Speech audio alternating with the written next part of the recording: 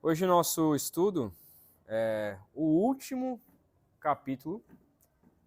Chegamos, enfim, ao capítulo 32. Eu não calculei, mas acredito que tenha sido talvez uns 22 ou 23 semanas que estudamos sobre os diversos assuntos da nossa Confissão de Fé de 1689, né? E hoje ele encerra, como a maioria das confissões de fé encerram, talvez todas as confissões de fé, encerra com o fim, né? Encerra com o fim, que é o juízo final. Então, geralmente, a confissão de fé começa falando sobre quem é o homem, sobre o pecado, sobre a criação, e encerra sobre, de fato, o fim das últimas coisas. O que acontecerá, então, no fim de tudo? A pergunta que eu quero fazer, e é a conclusão que nós vamos chegar então hoje, é se você está preparado para o juízo final.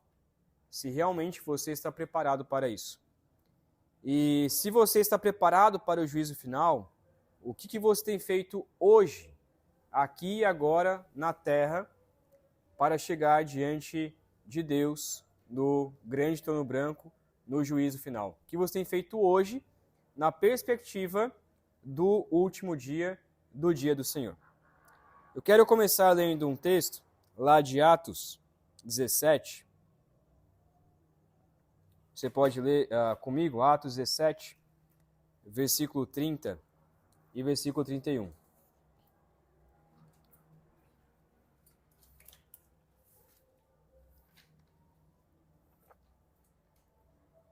Atos 7, 30 ao 31. 17, desculpa, Atos 17. Atos 17, 30 a 31. Ok?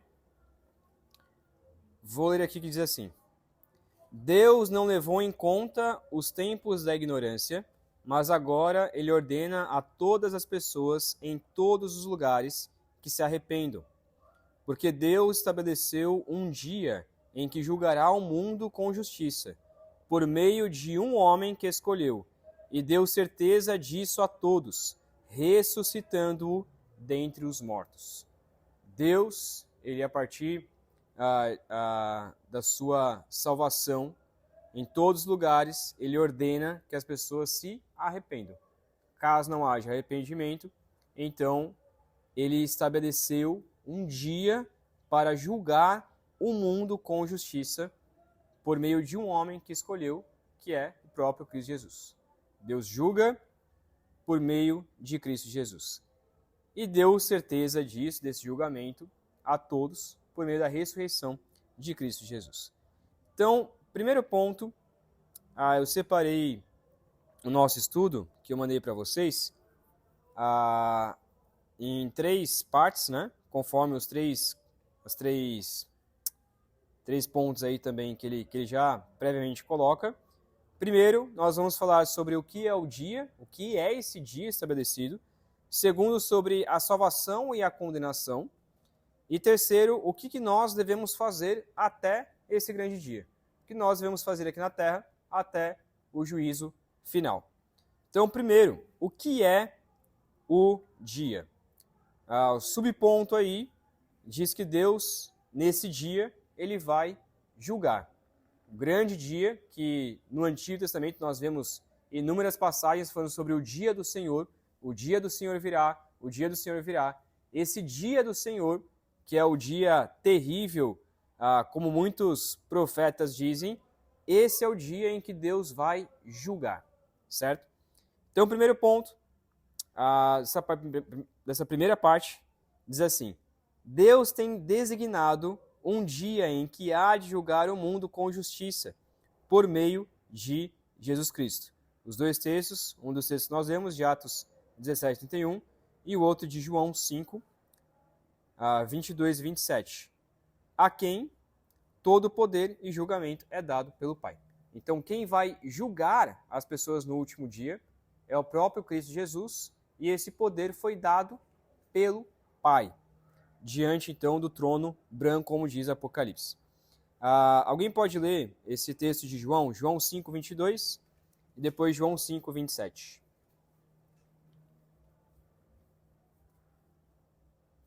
Além disso, o Pai a ninguém julga, mas confiou todo o julgamento ao Filho, e deu-lhe autoridade para julgar, porque é o Filho do homem. Muito bem.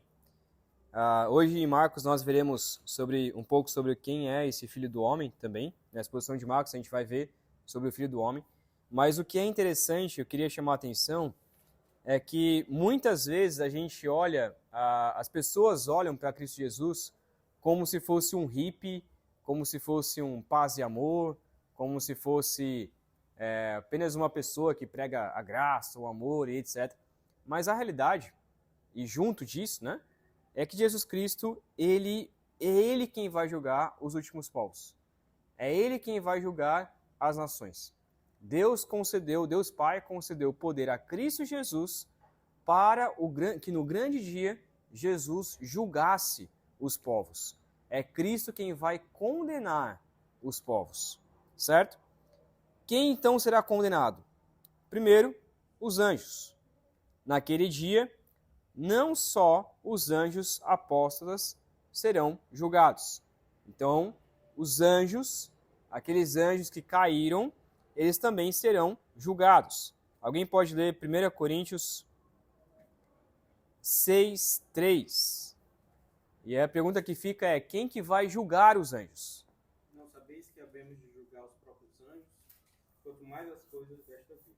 Muito bem, então diante do trono, né, no último dia, Jesus vai julgar os ímpios e nós também estaremos participando ali daquele julgamento e julgaremos então os anjos caídos. Vou ler rapidamente aqui de Judas. Nós cristãos. Nós participaremos desse julgamento e julgaremos então por fim. Julgaremos no sentido de participarmos desse julgamento. Né? Estaremos ali participando desse julgamento. Eu coloquei errado ali, é Judas 1,6, mas ele apareceu... Judas só tem um capítulo. É porque aqui no meu apareceu em Juízes.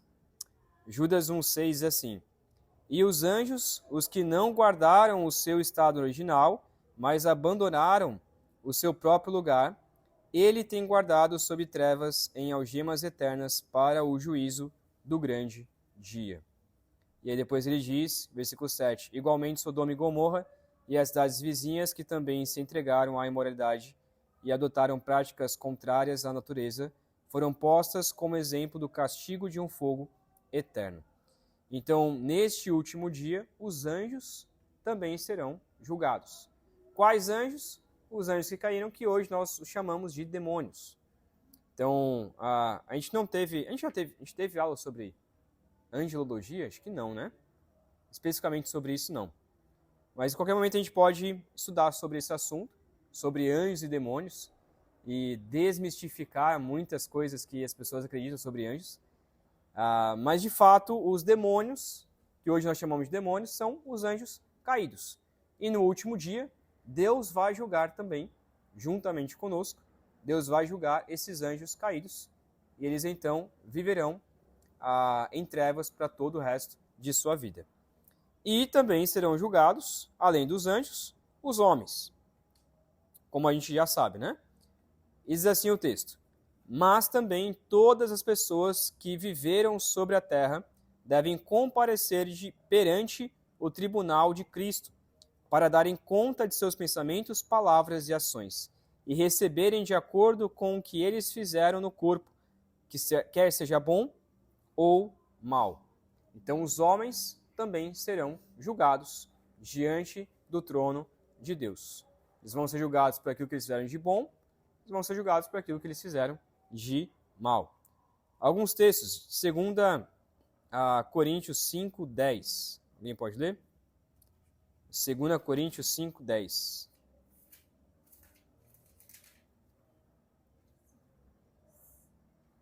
Porque importa que todos nós compareçamos perante o tribunal de Cristo, para que cada um receba segundo o bem ou mal que tiver feito por meio do corpo. Muito bem. Depois, Mateus 12, 36. Só o Caio e a Babi vão ler? Vocês não querem ler, não? Dê oportunidade para os irmãos. Mateus 12, 36. Digo-vos que toda palavra frívola que proferirem os homens, dela darão conta no dia do juízo. Muito bem. Então, tudo que nós falarmos, todas as nossas palavras inúteis, elas serão julgadas perante Deus. Certo? Agora eu vou começar a selecionar as pessoas para lerem o texto, porque senão o Caio vai ler todos os textos. Vamos lá, então. Alguma pergunta sobre essa primeira parte, sobre o que vai acontecer neste grande dia? Tem outras coisas melhores, né? Porque só julgar. Hum? Tem outras coisas melhores do que só julgar os anjos. Eu tô dizendo assim, não tem esse dia. Eu tô dizendo que há coisas melhores do que só julgar. Mas eu tenho. E aí, sobre isso? Mas eu não sabia dos anjos, que a gente ia julgar. Diga, irmão João.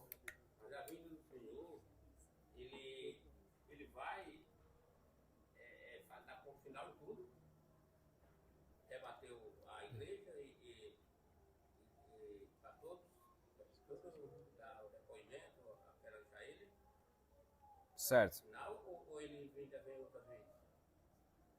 Tá. Irmão João, essa pergunta, deixa eu ver se eu entendi. Você está perguntando se assim que Jesus voltar, a gente já vai ser julgado e acabou com tudo, ou quando Jesus voltar pela segunda vez, ainda vai ter um tempo aqui na Terra. É isso? Existe esses dois posicionamentos, tá? Existe o posicionamento de que quando Jesus voltar pela segunda vez, então ele veio, nasceu, e ele volta pela segunda vez. Nessa segunda vez que ele volta, tem o posicionamento que ele vai arrebatar alguns, vai arrebatar a igreja, melhor dizendo, vai arrebatar todos aqueles que são cristãos, mas algumas pessoas vão permanecer aqui na Terra, e essas pessoas que permanecerem na Terra vão ter, entre aspas, uma segunda chance. E aí nessa segunda chance, que é aonde é a tribulação, a grande tribulação, que vai acontecer a grande tribulação, e o milênio. Então são 1000 anos que Deus vai dar, 1007 anos para ser específico, que Deus vai dar para que as pessoas possam se arrepender. Então, nesses 1000 anos, as pessoas ainda terão chance de arrependimento. No entanto, tem a outra visão, que é de que quando Jesus volta pela segunda vez, acabou. Então, Jesus voltou pela segunda vez, a gente vai para o céu e já não tem mais chance alguma. Então, não vai ter esse tempo de 1000 anos aqui na Terra a mais. Mas durante esses 1000 anos, o Satanás está preso, tá? Isso. Mas ele vai ser solto e vai operar como anticristo. Então, assim, existe essa visão, que é essa visão que eu acredito que o Apocalipse ainda vai ser instaurado dessa maneira. E existe a visão de que quando Jesus voltar, a gente já vai direto para o céu e acabou. E aí não tem esse tempo a mais aqui na Terra nesse período, né? E aí o Apocalipse, então, é os nossos próprios dias aqui, dos últimos dias aqui na Terra, certo? Então, vamos lá, segundo ponto, a salvação e a condenação. Haverá a salvação dos justos e a condenação dos ímpios. Então, diante do trono branco, irmão João, seja Jesus voltando nessa segunda vez e levando a igreja, ou depois desse período, que nós estamos falando assim, sobre esse grande dia, é o dia em que acabará esses 1000 anos, se você acredita nos 1000 anos, e a gente vai estar no céu, diante do trono branco, todo mundo no céu, para ser julgado, diante do trono branco, ou então nesse momento em que Jesus já leva toda a igreja e todo mundo lá vai estar sendo julgado. Esse é o grande dia, que é o dia final. É o último dia onde haverá a separação total entre céu e inferno, e haverá separação de condenação eterna e de vida eterna. É sobre esse dia final que nós estamos falando, ok? Então, nesse último dia, haverá a salvação dos justos e haverá a condenação dos ímpios. Então, o segundo ponto aí diz o seguinte: o propósito de Deus, ao designar esse dia consiste em manifestar a glória de sua misericórdia na salvação eterna dos eleitos e da sua justiça na eterna condenação dos réprobos, que são ímpios e desobedientes. Priscilas, pode abrir Romanos 9, 22 ao 23.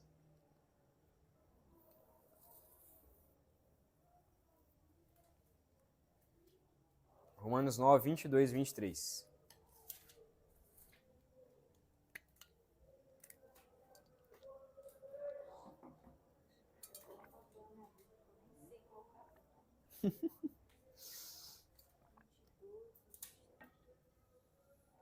Dá para ler? Que diremos se Deus, querendo mostrar a sua ira e dar a conhecer o seu poder, suportou com muita paciência os vasos de ira, preparados para a destruição, a fim de que também desse a conhecer as riquezas da sua glória, os vasos de misericórdia, que de antemão a fim de que também desse a conhecer as riquezas de sua glória nos vasos de misericórdia que de antemão preparou para a glória? Isso, era uma pergunta, mas deu para entender. Então, o que Paulo está colocando aqui, nos ensinando, é que os ímpios, no dia final, eles então irão para a destruição, certo? Destruição aqui é o lago de fogo e enxofre, onde eles passarão toda a eternidade, como nós falamos na semana passada. No entanto, os justos, que são os vasos de misericórdia, Deus preparou então para a glória. Então, aqueles que passarão eternamente na glória com o Senhor. Por isso que nós falamos assim, nós vamos para a glória. Essa glória, né, que a gente fala assim, a glória como se fosse um lugar, na verdade é que Deus preparou a gente para passar eternamente diante da sua glória, diante da glória de Deus. Enquanto os ímpios passarão na condenação de Deus, na destruição, nós passaremos então, os justos passarão na glória de Deus, ou seja, diante da glória de Deus. Glória de Deus não é um lugar, mas é ali onde a glória de Deus será manifesta a nós, certo? Também os justos serão destinados à vida eterna. Então ele fala um pouco sobre ele vai explicar sobre os justos e sobre os ímpios mais claramente aqui. Diz então: pois então os justos irão para a vida eterna e receberão agora plenitude de gozo e glória, com eterno galardão na presença do Senhor. Mas os ímpios, que não conhecem a Deus e não obedecem ao Evangelho de Jesus, serão lançados nos tormentos eternos. Então, ele diz novamente sobre os justos e sobre os ímpios. Os justos receberão plenitude de gozo e glória, com eterno galardão na presença do Senhor. Então, nós viveremos eternamente. E como eu sempre escutei e sempre gosto de falar, que o céu não seria céu se Deus não estivesse lá. O céu só é céu porque nós teremos a glória de Deus ali. Então, para nós, não importa o ambiente do céu, apesar da Escritura falar como que será o ambiente. Para nós, o que mais importa é que nós passemos a eternidade com Deus. Com Deus ali, sendo gracioso para nós.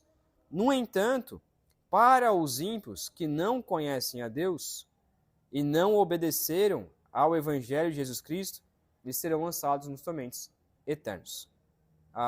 Dali, pode ler o texto de Mateus 25, 31 e depois o 34.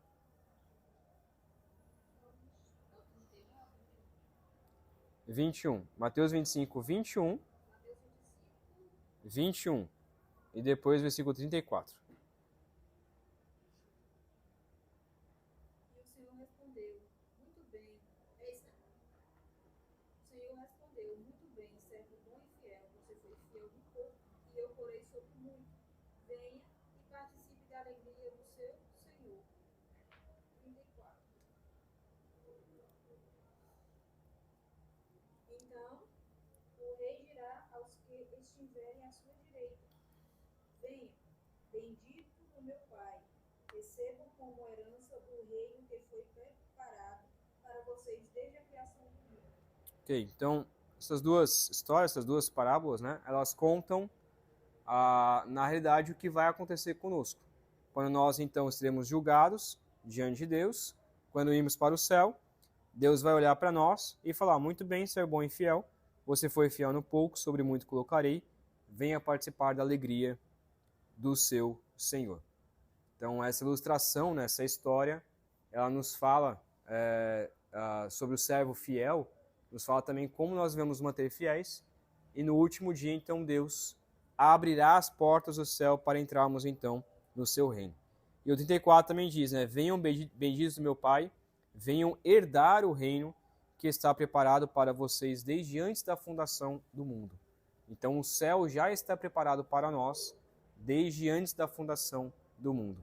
Desde antes de você existir, Deus já o preparou para a sua glória. Desde antes de você existir, o seu livro já estava escrito no livro da vida, como diz Apocalipse. Desde antes de você existir, o céu já estava preparado, o reino já estava preparado para você desde antes da fundação do mundo. No entanto, os ímpios, eu vou ler rapidamente, 2 Timóteo 4:8. Aliás, falando também sobre os justos, né? 2 Timóteo 4:8. Vou ler aqui rápido, que diz assim: desde agora me está aguardada a coroa da justiça, que o Senhor, reto juiz, me dará naquele dia. E não somente a mim, mas também a todos os que amam a sua vinda. E aqui eu acho interessante esse texto. Tem um livro que eu li recentemente, que é Venha Senhor Jesus, alguma coisa assim, do John Piper. E esse livro, todo livro, ele fala sobre textos que mostram sobre a vinda de Cristo Jesus e como que nós devemos aguardar a vinda de Cristo Jesus. E é o que nós veremos no último ponto. E já adiantando, olha como ele encerra o versículo 8, 2 Timóteo 4:8. E não somente a mim, mas a todos os que amam a sua vinda. Então a coroa da justiça, o céu, ele está dado para todos aqueles que amam a vinda de Cristo Jesus. Para todos eles que aguardam a vinda de Cristo Jesus. Então nós falaremos agora no final também sobre como nós podemos, o que fazer no grande dia. Rapidamente, daqui a pouco a gente vai para isso, tá? E aí o último ponto aqui, os ímpios serão destinados à eterna destruição. Ele continua então dizendo, então os ímpios eles serão punidos com a eterna destruição a partir da presença do Senhor e da glória do seu poder. Diga, irmão João. Pastor, tudo que está escrito na escritura aí, na Nova Aliança, Apocalipse, vai ter cumprido, vai? Uhum. Sim. Porque uma coisa que a pessoa ouve a palavra do Senhor, Apocalipse, menino, não é brincadeira não. Uhum. É sério. É que a pessoa ter o amor, quando ela ter todo o conhecimento da palavra do Senhor e levar a sério, porque lá vai do céu. Outro lugar, por aqui dali que está acontecendo Apocalipse. Não, mas eu vou dizer uma coisa. Pior que Apocalipse é o inferno. O pior que Apocalipse é o inferno. Muitas vezes o pessoal tem medo do Apocalipse. Justamente. Muitas vezes a pessoa tem medo do Apocalipse. É porque o Apocalipse vai vir, e dá muito medo sobre o Apocalipse. Mas o problema não é o Apocalipse. O problema é o inferno. No Apocalipse, se acontecer da forma como está descrito ali, ele é apenas um pequeno sofrimento diante do real sofrimento que será o inferno. Então o Apocalipse ele quer apontar para o destino final das pessoas, que é a perdição. Então o problema não é o Apocalipse, o problema é o que acontece depois dele. É o que acontece depois dele. Ok? Alguém pode ler Mateus 25:46?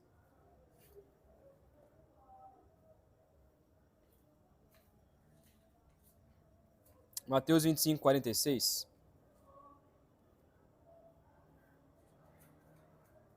Pode ler do 45, 46. Ele responderá: em verdade lhes digo que tudo que vocês não fizeram em algum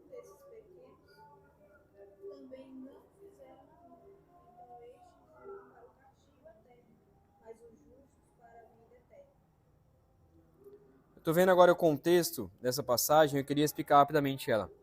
Teve uma vez que um pastor liberal, que eu já contei a história de quem é esse pastor, ele leu o versículo 41 da seguinte maneira, que diz assim: Então o rei dirá também aos que estiverem à sua esquerda, afaste-se de mim, malditos para o fogo eterno, preparados para o diabo e os seus anjos. E aí ele está dizendo assim, tá vendo? O inferno foi preparado para o diabo e os seus anjos. As pessoas não vão para o inferno, porque o inferno foi preparado para o diabo e os seus anjos. Mas quando você lê o texto, ele está dizendo justamente o contrário, que está dizendo, afaste de mim, malditos, para o fogo eterno. Então vocês vão para o fogo eterno, que também foi preparado para o diabo e os seus anjos. 42. Porque tive fome e vocês não me deram de comer. Tive sede e vocês não me deram de beber. Sendo forasteiro, vocês não me hospedaram. Estando nu, vocês não me vestiram. Achando-me enfermo e preso, vocês não me foram ver. O que esse texto então diz é que Jesus está colocando aqui, olha, vocês não fizeram, em momento algum, vocês fizeram isso a mim. Vocês não me ajudaram, eu tive fome, vocês não me deram de comer, eu tive sede, não me deram de beber, eu passei necessidade, vocês não fizeram nada a mim. E aí a pergunta deles, versículo 44, e eles lhe perguntarão, quando foi que vimos o Senhor com fome, sede, forasteiro, nu, enfermo ou preso e não o socorremos? Qual que é o contexto, olhando para nós aqui? Você já matou a fome de Jesus Cristo? Já matou a sede de Jesus Cristo? Não, obviamente que não. Jesus nunca apareceu para você na sua porta, dizendo, olha, você pode me dar um pedaço de pão porque eu estou com fome? Jesus nunca fez isso, certo? No entanto, Jesus está colocando aqui, e a pergunta que eles fizeram é, mas Jesus, em momento algum, você apareceu para nós para que a gente pudesse te ajudar. Se Jesus tivesse aparecido para você, possivelmente você ia ajudar Jesus, porque é o próprio Jesus. Mas nos responde, versículo 45. Então o rei responderá, em verdade lhes digo, que sempre que o deixaram de fazer a um destes mais pequeninos, foi a mim que o deixaram de fazer. Então ele está colocando, se você é cristão, e você deixa de ajudar os pequeninos, as pessoas que estão em real necessidade, os que estão em real necessidade. E aqui a gente pode abordar uma outra vez sobre o que é uma pessoa em real necessidade. Se você deixou de praticar o bem, é isso que está dizendo, então é a Cristo que você deixou de praticar. Então todas as vezes que nós fazemos o bem a alguém, é a Cristo que nós estamos fazendo. E então, como essas pessoas, elas eram ímpias, elas não praticavam o bem, o versículo 46 diz, e estes irão para o castigo eterno, porém os justos herdarão para a vida eterna. Então aqueles que praticam o mal, eles irão para o castigo eterno. Esse castigo que foi preparado para o diabo e os seus anjos e preparado para os ímpios. Então é por isso que esse texto está nos colocando aqui que, de fato, os ímpios eles são destinados para a sua eterna destruição. Ok? Alguma pergunta? Senão a gente vai para o último ponto aqui.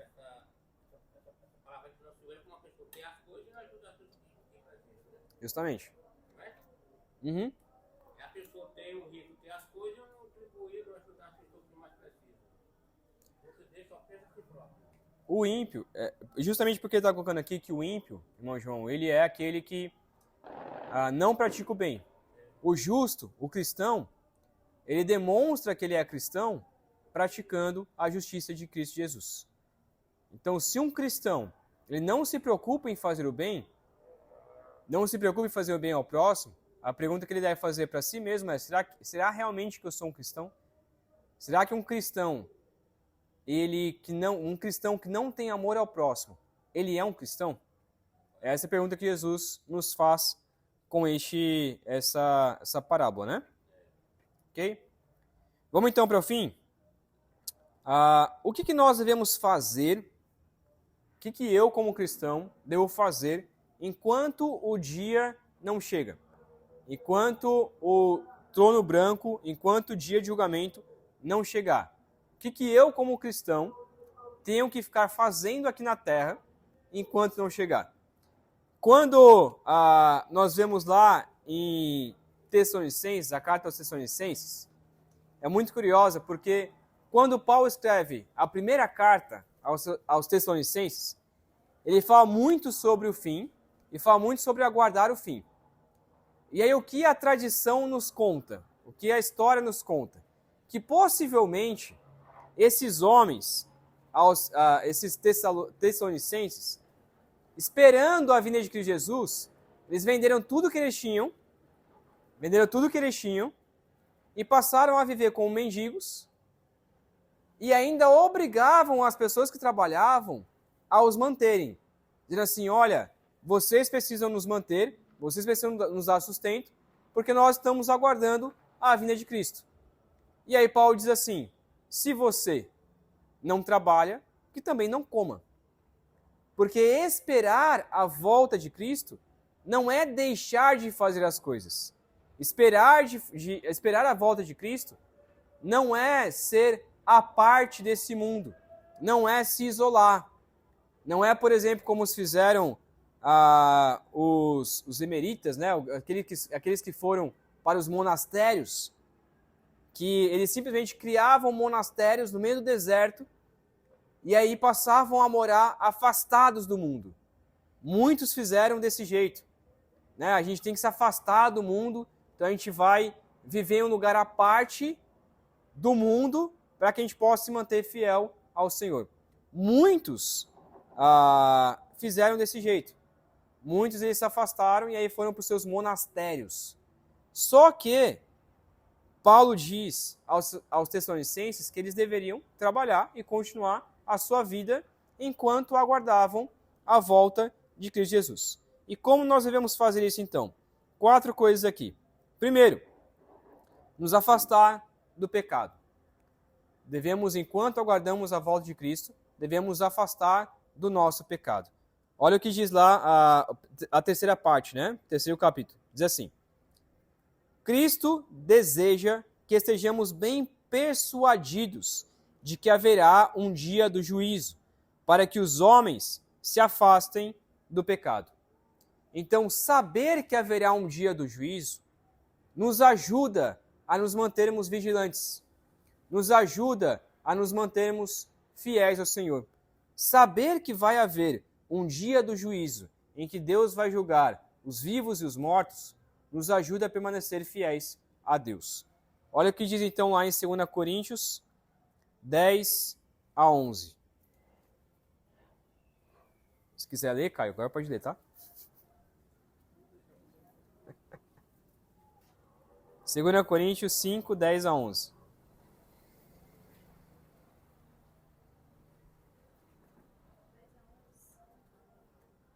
Pois todos nós devemos comparecer diante do tribunal de Cristo, para que cada um receba de acordo com as obras praticadas por meio do corpo, quer boas, quer más. Uma vez que conhecemos o temor ao Senhor, procuramos persuadir os homens. O que somos está manifesto diante de Deus, e eu espero que esteja manifesto também diante da consciência de vocês. Muito bem, então espero que também sejamos reconhecidos na consciência de vocês. Então devemos manter fiéis a lutar contra o pecado para então a vinda de Cristo Jesus. Segundo, então, ao mesmo tempo que devemos afastar do pecado, esperando a vinda de Cristo Jesus.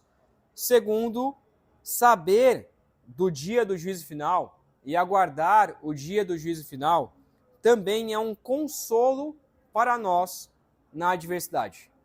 É um consolo para nós. Diz então assim, e para a maior consolação dos piedosos em sua adversidade. Alguém pode ler 2 Tessalonicenses 1, 5 a 7?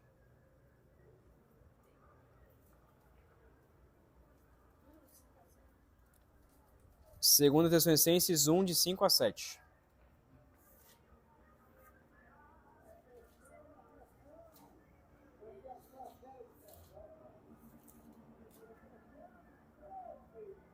Elas dão prova do justo juízo de Deus. Como resultado, vocês serão considerados dignos do reino de Deus, pelo qual também estão sofrendo. É justo da parte de Deus retribuir com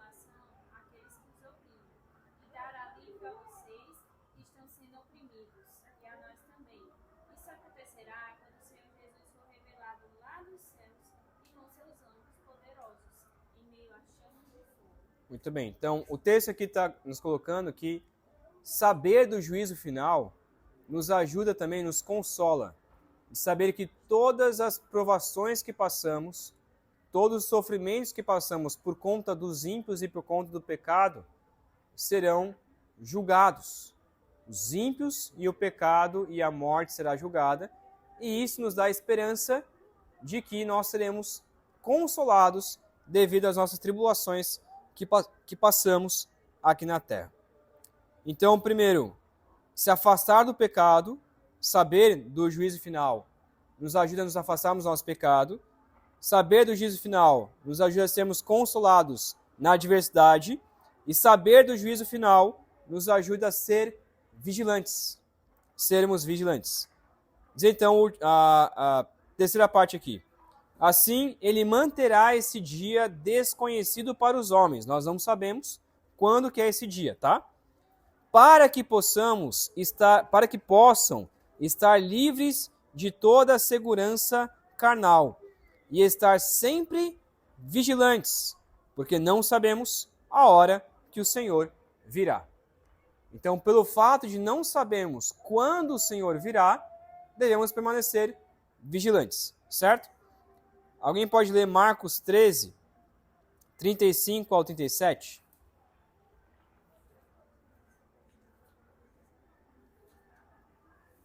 Marcos 13, 35 ao 37.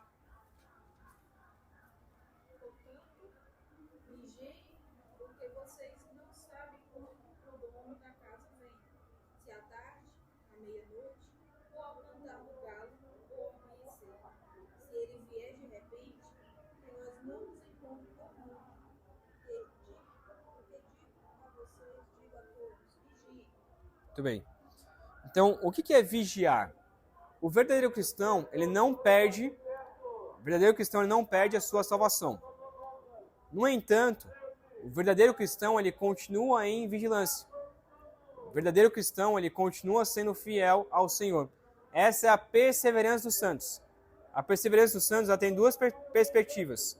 No sentido de que Deus, ele dá a salvação para os justos, eles não vão perder a salvação. Então tem essa perspectiva de que Deus vai manter o justo salvo. Se ele é justo, ele vai se manter salvo. E tem a perspectiva também de que se o justo ele é salvo, quer dizer que ele vai permanecer em sua santidade. Então, se ele cair em pecado, é possível que ele nunca foi salvo. Então não é que ele perde a salvação. Ele não perde. Se ele é justo, ele não perde a salvação. Mas se ele cair de uma forma condenatória, é porque, na verdade, ele nunca foi salvo. Então, nós não podemos enganar o nosso próprio coração. Devemos ser sinceros e dizer se eu sou salvo ou se eu não sou salvo. E então, perseverar a minha vida, então, com Deus dessa maneira e ser vigilante, permanecer vigilante na luta contra o pecado e da forma como nós devemos adorar ao Senhor. E por fim, a última parte, eu tenho que ser preparado, tá errado ali o preparado, né? Ser preparado e aguardar com esperança. Devemos estar preparado para a vinda de Cristo Jesus e aguardar então com esperança. Que possamos estar sempre preparados para dizer: vem, Senhor, vem depressa. Amém. Vou ler esse último texto de Apocalipse 22, 20, que diz assim: aquele que dá testemunho dessas coisas diz: certamente venho sem demora. Amém. Vem, Senhor Jesus. Então, o verdadeiro cristão, ele não vê a hora de Cristo voltar. O verdadeiro cristão não vê a hora de Cristo voltar. Logo. Por isso que nós devemos aguardar com esperança. Enquanto nós estamos na terra, enquanto nós estamos em sofrimento carnal, nós devemos aguardar todos os dias e clamar: vem, Senhor Jesus, vem logo. Agora, o crente que tem medo da vinda de Cristo Jesus, nem crente é. Nem crente é. Porque o crente não pode ter medo da vinda de Cristo Jesus. O crente não pode ter medo do juízo. Por isso que o juízo final, o dia final e a volta de Cristo, para nós cristãos, é uma esperança. É uma esperança. E é isso que nos torna cristãos. É isso que nos torna, que nos confirma se somos salvos ou não. Agora, se eu ainda continuo com medo do juízo, se eu ainda continuo com medo da volta de Cristo, eu tenho que sondar o meu coração, eu tenho que ver se eu sou cristão, eu tenho que ver se realmente eu entreguei minha vida a Jesus, se foi verdadeiro ou não. Se eu tenho medo de ir para o inferno, então quer dizer que eu ainda não entendi a salvação de Cristo Jesus. Porque a salvação de Cristo me tira totalmente desse medo. E é interessante, e até uma forma de evangelismo, porque esse é um dos temas que é muito fácil evangelizar católico. É muito fácil evangelizar católico com isso. Porque se você perguntar para um católico, você tem medo de ir para o inferno? Muitos vão dizer, tenho. Tenho muito medo de ir para o inferno. Se você perguntar para um católico, você quer que Jesus volte logo? Muitos vão dizer, não, não quero. Porque eu tenho medo de ser julgado, tenho medo de ir para o inferno. Que esperança é essa que eles têm? Nenhuma. É uma esperança vazia. Então nós, como cristãos verdadeiros, podemos ter essa esperança de que um dia nós iremos para o céu, o trono branco, o dia do juízo é uma esperança para nós, é um dia terrível, mas para nós é uma esperança, e o dia que Jesus voltar também é uma esperança, porque estaremos no céu, assim como a morte. A morte também para nós é uma esperança, como falamos na semana passada. Ninguém quer morrer, mas também se morrermos, seremos mais felizes porque estaremos com Cristo no céu. Que isso então seja uma alegria para nós. Aguardar com esperança e clamar, vem Senhor Jesus, vem depressa, vem logo. Porque Jesus diz, eis que venho e sem demora, logo voltarei. Amém? Vamos orar? Pai querido, obrigado, meu Deus, porque podemos ter essa esperança no céu, podemos clamar ao Senhor e pedir para que o Senhor nos mantenha firmes, inabaláveis, para que o Senhor nos mantenha perseverantes na fé, nos mantenha na sua santidade. Ó Deus, nos ajude a termos a esperança do céu, a esperança de que um dia estaremos eternamente com o Senhor. Ó Pai, nos ajude também a pregar o Evangelho, aqueles que não conhecem a Cristo, aqueles que estão caminhando para o inferno, mas nosso desejo, ó Pai, é que eles não sejam destinados ao inferno.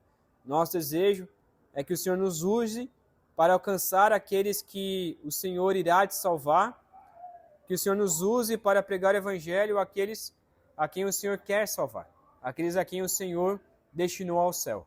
Por isso, ó Pai, nos ajude a clamar por aqueles que ainda não creem em Cristo, a clamar pela salvação deles e a pregar o verdadeiro Evangelho. Também, ó Pai, nos ajude a termos esperança no meio da adversidade, do dia a dia, das tribulações que acontecem na nossa semana, nos nossos dias. Nos ajude a permanecermos felizes, porque um dia o Senhor irá voltar e passaremos a eternidade com o Senhor, sem sofrimento, sem dor, sem ranger de dentes, adorando ao Senhor, na glória do Senhor, eternamente, para todo sempre. É o que oramos, em nome de Cristo. Amém. Amém.